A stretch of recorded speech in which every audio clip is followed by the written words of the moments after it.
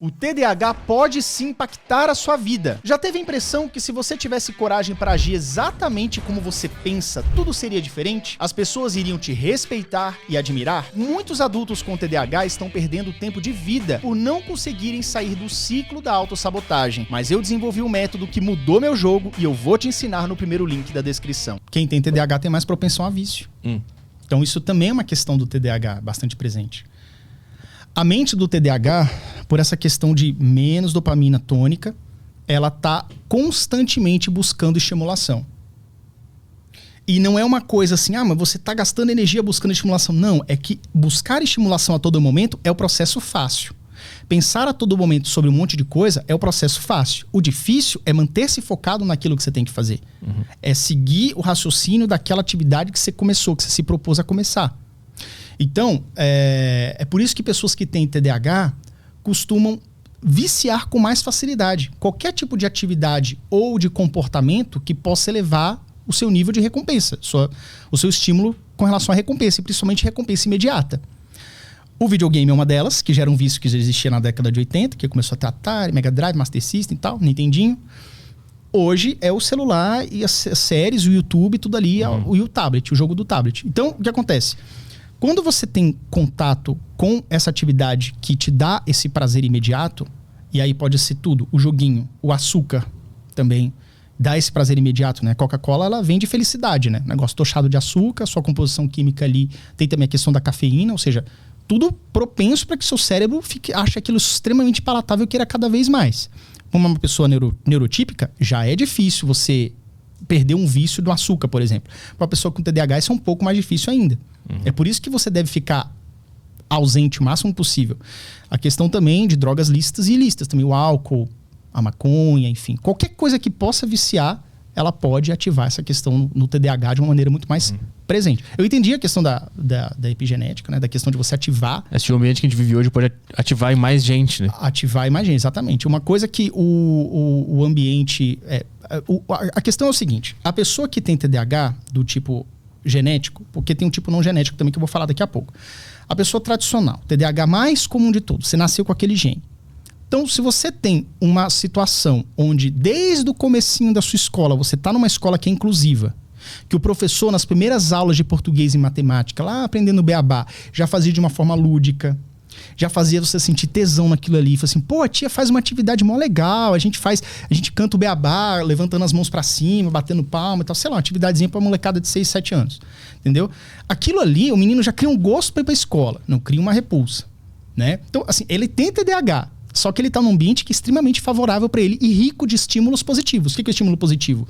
Tu vai aprender tu vai aprender o beabá, mas de uma forma lúdica, que vai te ajudar, que vai te incentivar. Então, aquilo ali, ele curte muito mais, ele acha muito mais legal, entendeu? Então ele tá fazendo aquilo ali, ele tá focado naquilo ali. Em casa também, os pais, ao invés de só fazer o que manda a criança fazer e esquecer, largar pra lá, achar que ela vai ter autonomia, porque pessoas com TDAH não têm autonomia. E não é no sentido de não ter, é no sentido de não é confiável, tá? Você não pode confiar que ele tem autonomia. Até o adulto, ele tem dificuldade de ter sua autonomia, por isso que o adulto faz o quê? Ele se regula, ele coloca alarmes ali, coloca estímulos, né? Mas o que eu tô dizendo é o seguinte, a pessoa que nasce com TDAH, mas ela tem uma ambiência muito favorável ao longo da sua vida, da sua adolescência, num cenário extremamente ideal, extremamente perfeito, que é quase que utópico, porque inevitavelmente você vai ter algum tipo de problema na escola, em algum nível, ou na escola, questões sociais também, que eu vou falar daqui a pouco.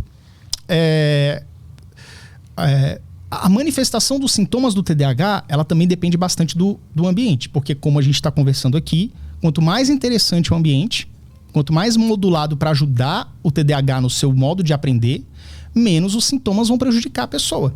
Por quê? Se eu estou o tempo inteiro sendo abastecido de coisas prazerosas, se aquele estudo não é algo traumático para mim, se eu já consigo fazer do jeito que tem que ser feito, eu consigo progredir, eu tiro 8, 9, 10 ali tranquilo, né?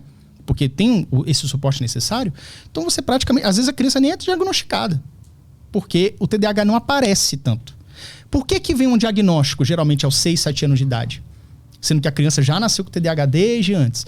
Porque antes era uma criança só um pouco mais agitada que a média. Porque quando você está brincando, toda criança que brinca, ela brinca, pula, grita, tropeça, quebra o dente, enfim, coisa de criança. Quando você vai para a escola, a criança com TDAH é aquela última a abrir o livro. é aquela que vira pra trás pra fazer piada, pra fazer todo mundo rir, pra querer chamar atenção. Ela é a última a mudar da matéria, ó, terminou a mesma tia, né? Terminou português, começou estudos sociais, vamos trocar de livro. Ela é a última a trocar, entendeu? Então, começam os problemas ali. Os pais são chamados, ó, tá tendo problema, tal, vamos ver o que tá acontecendo, levam no especialista, no caso ideal, né? Porque geralmente as escolas às vezes nem fazem essa parte. Então, o que eu quero dizer é que a questão da ativação do gene não é assim. A pessoa que tem TDAH, ela vai desenvolver, ela já tem um TDAH. Só que se ela tiver um ambiente favorável, os sintomas vão ser bem leves. Se ela tiver um ambiente desfavorável, inclusive um ambiente conflituoso, ele inclusive tem um estudo recente sobre isso, que fala a respeito de um determinado gene ligado com TDAH e ambiência. Ele faz um cruzado, TDAH, ambiência e um determinado tipo de gene. Eu até fiz uma postagem recentemente no Instagram citando esse estudo. Eu virei um vídeo do Rios que eu cito esse estudo lá na descrição, tá? E esse estudo, ele fala, por exemplo, ambientes que sejam conflituosos, onde a criança se sinta parte do problema, onde a criança ouve os pais gritando, o pai vira pra mim e fala assim, porque você não tá dando educação pra esse menino, sei lá. Porque você não tá indo na escola ver. Ah, mas a culpa é tua também, porque tu também trabalha o dia inteiro, não tá dando atenção pra ele, vamos supor, entendeu? Quando ele se sente parte do problema, que ele se sente culpado por não conseguir fazer, por não conseguir entregar aquilo que ele acredita que os pais querem dele, isso é um raciocínio de uma criancinha de 7 anos, tá? Aquilo ali aumenta muito os sintomas do TDAH, aumenta muito a ansiedade, os sintomas secundários, digamos. Ansiedade, a questão da impulsividade. E o menino pode se tornar agressivo, de repente. Pode desenvolver até uma comorbidade comum, que é o TOD, né? Transtorno positivo desafiador, né? Que é um transtorno que está ligado à figura de autoridade, a ser desafiador, a ter dificuldade em lidar com autoridade, né? Com uma figura de autoridade, um pai, uma professora, etc. Né? Um irmão mais velho, o que quer que seja.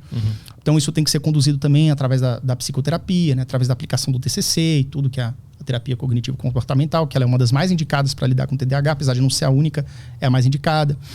Então, assim, a criança com TDAH, ela reage muito à questão do ambiente. Qualquer pessoa reage, mas com TDAH é muito interessante que, uma vez detectado logo cedo, apareceram os primeiros problemas ali na escola, detectado logo cedo, é interessante que o pai já faça uma condução diferente, já realmente estude a fundo o TDAH e aprenda como lidar com ela, porque se você conseguir mudar o ambiente, ou a ambiência dessa criança o mais breve possível, você tem um impacto proporcionalmente menor na vida dessa pessoa. Esse é o caso da pessoa que nasceu com o gene, né? Com o gene.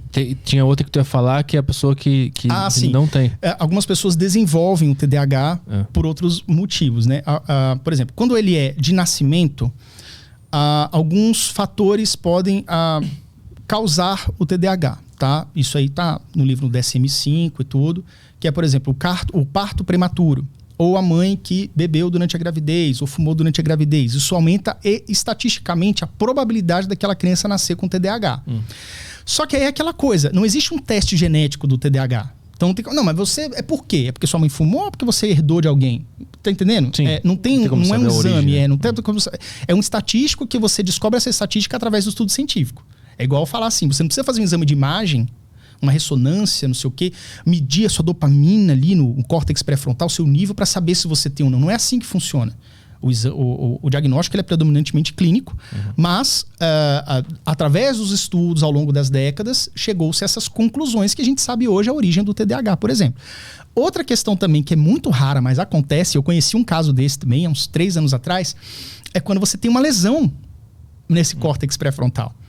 Então, eu conheci uma vez um jovem, de uns 23 anos na época, deve estar com 26, né? Tem 3 anos isso. E ele virou para mim, eu fui fazer uma palestra, ele virou no final, pô, Yuri, vamos conversar e tal. Conheço você das redes. Então, o meu TDAH não nasceu comigo, ele trouxe até a radiografia. Ele desenvolveu um tumor benigno ali na adolescência, apareceu ali nos primeiros exames, ele teve que fazer uma pequena cirurgia aqui em cima da testa para retirar esse tumor. Foi retirado, foi sucesso, o menino não teve nada, não era um câncer, né, digamos assim, não teve metástase, sucesso, curou. Mas aí ele começou a desenvolver os sintomas do TDAH por conta dessa lesão cerebral.